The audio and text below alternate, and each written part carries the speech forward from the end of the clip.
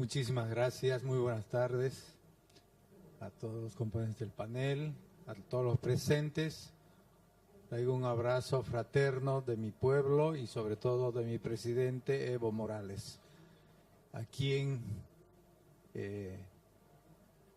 realmente esta problemática, no solamente de la educación, sino sobre todo de la participación, de la inclusión, de la equidad, en fin, de la responsabilidad no solamente social, sino la responsabilidad integral de toda la sociedad y sobre todo del Estado, es cuestión de vida o muerte para el primer mandatario de Bolivia, sin haber pisado una universidad, sin haber tenido ningún posgrado. Yo creo que la mejor educación que ha tenido es la Universidad de la Vida y además la historia de mi país le ha puesto en un momento oportuno para que nos demos cuenta que evidentemente nosotros como pueblo, como latinoamericanos, debemos reflexionar bajo qué parámetros filosóficos, bajo qué parámetros y paradigmas económicos sociales estamos viviendo. Bolivia, y quiero compartir con ustedes esta pequeña experiencia, cuando se independizó, realmente pasó de un sistema colonial a un sistema republicano, formando un Estado aparente, sin llegar al sujeto más importante, que es el ser humano, para darle esa oportunidad, por lo menos, de estudiar en su propia lengua. Así llegamos hasta hace pocos años, 9 años, 10 años atrás, en el cual habían bolivianos que estaban vedados, prohibidos a aprender a leer en su propia lengua. Es como a nosotros nos traten de enseñar en un idioma que jamás hemos escuchado y que bajo los parámetros de la democracia liberal deberíamos estandarizar a todos bajo una misma mirada, bajo una misma lógica que no es la propia, que no es nuestra y que viene con designios de otras latitudes, quienes tienen la preeminencia de pensar por nosotros y de decidir por nosotros. Este es un tema muy profundo que va a cuestionar y revolucionar la esencia misma de nuestra misión y nuestro destino como seres humanos, como sociedad y sobre todo como líderes que definen el futuro de nuestros países. En estos 10 años, Bolivia ha entendido que la economía, que la educación, que toda la actividad humana debe estar supeditado a la verdadera necesidad de la sociedad y que los políticos deben tener la virtud de interpretar adecuadamente la realidad. Pues en Bolivia llegamos a tener tomadores de decisión que estaban totalmente alejados de nuestra realidad. Llegamos al colmo de tener un presidente que apenas balbuceaba el español, pero que hablaba muy bien el inglés. Cuando ingresó el presidente Evo Morales como primer mandatario, las corporaciones, la empresa privada, lo veía como un pequeño accidente histórico, que el indiecito se va a aburrir ya de gobernar en unos 6 meses. Era objeto de burla.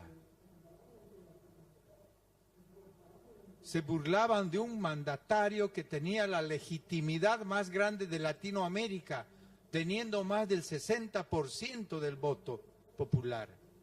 ¿Y eso por qué?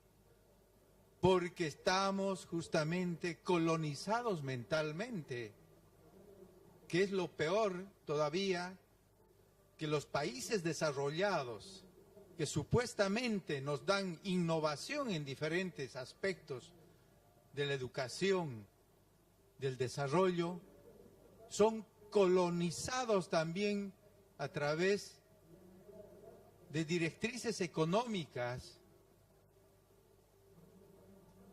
que vienen de poderes económicos, financieros y militares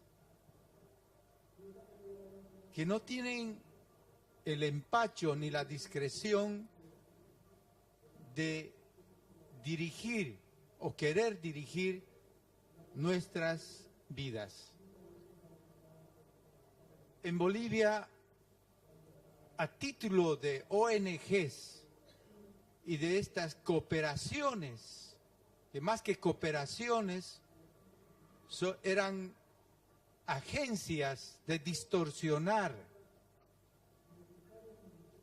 esos presupuestos detrás de los intereses de estos grandes ejecutores del capitalismo internacional,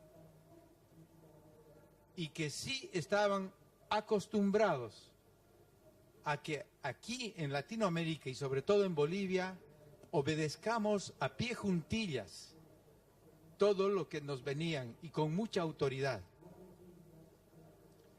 En ese aspecto, más de los logros económicos y sociales y políticos que se han desarrollado en estos últimos 10 años en Bolivia, el mayor logro es haber rescatado la identidad del hombre boliviano. Esa identidad que le da la verdadera dignidad. La dignidad de reconocer en el otro a un igual, no a un subalterno o a un humilde o a un indígena que hay que patrocinarle. Nos hemos dado cuenta que nosotros, con rostro indígena, con cerebro indígena, podemos dirigir mejor los destinos de nuestros países. Es así que cuando el presidente llegó a cumplir su mandato, el 60% de los bolivianos era pobre, de los cuales el 40% estaba en una extrema pobreza. En estos 10 años, de esos 40% hemos rebajado al 18%. De esos 60% de pobres, ahora estamos en un 30%. En 10 años. Quiero compartir con ustedes, no para copiar, no para que nos valoren, simplemente para compartir. Porque en Latinoamérica tenemos grandes intenciones, grandes foros, grandes debates, grandes organismos, pero como decía nuestra ministra de Paraguay, no aterrizamos adecuadamente en las acciones concretas juntos con las capacidades y las potencialidades que tenemos entre los países. Felizmente Bolivia hace 4 años ha sido declarado país libre de analfabetismo, con la cooperación del pueblo cubano. Bolivia está formando miles y miles de médicos con la cooperación y la solidaridad del pueblo cubano. Bolivia también, con mucha solidaridad, está formando miles y miles de médicos brasileños. Por el tema del costo de vida estable en Bolivia, para familias brasileñas que sería imposible de realizar una carrera de medicina sobre todo, en Bolivia egresan miles y miles de profesionales médicos brasileños. En las Fuerzas Armadas estamos formando pilotos venezolanos. No hay carrera más cara que la de un piloto. Y nosotros también estamos intercambiando nuestras capacidades y potencialidades. Acabo de venir de Chascomús, donde la Universidad Nacional de San Martín tiene una gran capacidad en ciencia y tecnología. Qué honor y qué orgullo es interactuar con los científicos argentinos y buscar posibilidades para los estudiantes bolivianos. Tenemos grandes convenios que estamos realizando con el gobierno argentino para especializar a nuestros médicos y subespecializar en medicina de alta complejidad.